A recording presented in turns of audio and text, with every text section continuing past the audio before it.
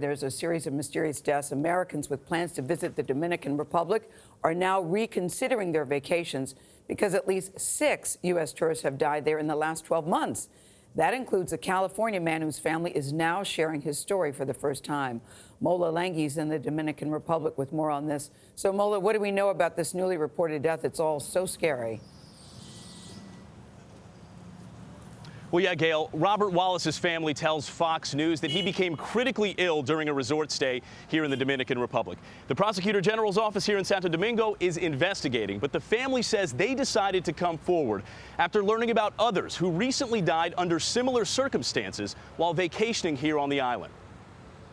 Robert Wallace's family says he was in the Dominican Republic for his stepson's wedding when he quickly became sick and died shortly after drinking a scotch from the minibar at the Hard Rock Hotel and Casino. Nearly 2 months later, his family still has no answers. We now know of at least 5 other Americans who have died in the Dominican Republic in the last year. Most recently, Miranda Shop Warner and a couple from Maryland, Edward Holmes and Cynthia Day. All 3 died at Bahia Principe hotels. Preliminary autopsies released by Dominican authorities say they all had fluid in their lungs and respiratory failure. Toxicology reports have not yet been released. There is something dirty at the bottom of all this. Felicia Nieves' sister, Yvette Monique Sport, also died at a Bahia Principe resort. She says last year, Monique had a drink at the minibar inside her hotel room, went to bed, and never woke up. She was 51 years of age, relatively healthy. No reason for her to go on vacation and just die so suddenly. Don't worry about the fear factor, worry about the common sense factor. CBS News travel editor Peter Greenberg says people should always ask several questions of a resort before traveling to the DR, including what kind of chemicals are used to clean rooms, how often are the mini bars inspected and restocked, and how can staff ensure the drink labels at the mini bar match what's inside. When you look at the sheer number of people who are vacationing there,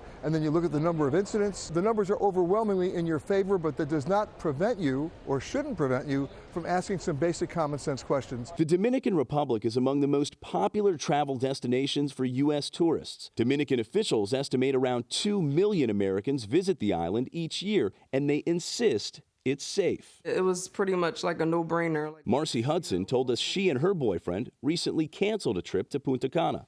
They don't really have a clear explanation as to what's happening. We're not even going to risk it. We don't want to be next.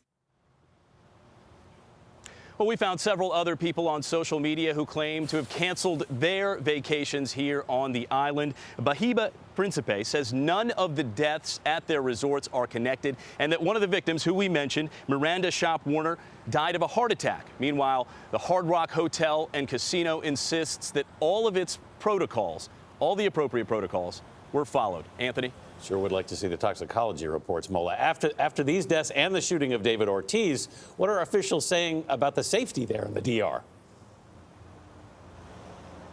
Well, Anthony, the Prosecutor General here in Santo Domingo said after David Ortiz's shooting that the country is secure, but he admitted that it definitely has its challenges. The tourism minister insists that the deaths are isolated incidents. Meanwhile, the U.S. State Department, as we know, they issue travel advisories and warnings for each country. They rate the DR a level 2 out of 4 on their scale, encouraging all potential tourists to practice extra caution.